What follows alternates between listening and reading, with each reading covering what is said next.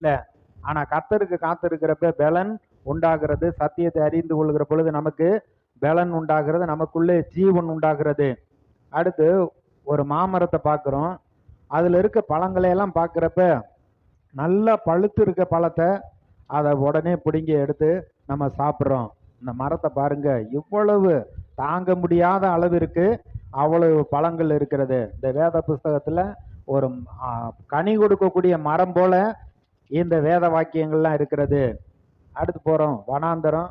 திடீர்னு ஒரு இடத்துல போகிறப்ப ஒரு செழிப்பான ஒரு தோட்டம் பார்த்தீங்கன்னா, அங்கே ஒரு நீர் ஊற்று இருக்கிறது, மரங்கள்லாம் அவ்வளவு செழிப்பாக இருக்கிறது. போய் நல்லா உட்காந்து ரெஸ்ட் எடுத்துட்டு போகிறோம். அது போல ஒரு செழிப்பான தோட்டம் போல இந்த கர்த்தருடைய வசனம் இருக்கிறது.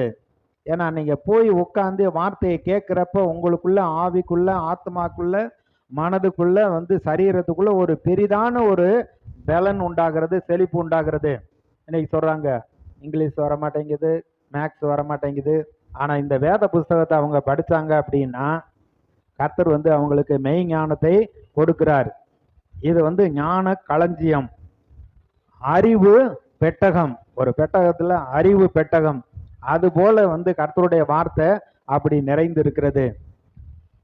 காட்டு மலைக்கு போகிறோம், தேன்கூடை பார்க்குறோம்.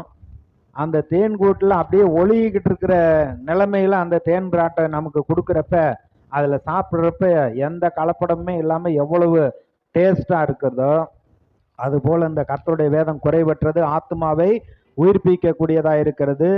தேனிலும் தேன்கூட்டிலிருந்து ஒழுகும் தெளிதேனிலும் மதுரம் உள்ளதுமாக இருக்கிறது. அதுபோல் இந்த கர்த்தருடைய வசனம் இருக்கிறது.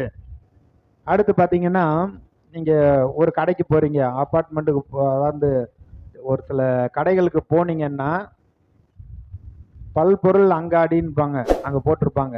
எல்லா பொருளுமே அங்கே இருக்கிறது. உங்களுடைய வாழ்க்கைக்கு வேண்டிய எல்லாவற்றையும் நாங்கள் அந்த கடையில் வச்சுருக்கோம் அப்படின்னு சொல்கிறாங்க.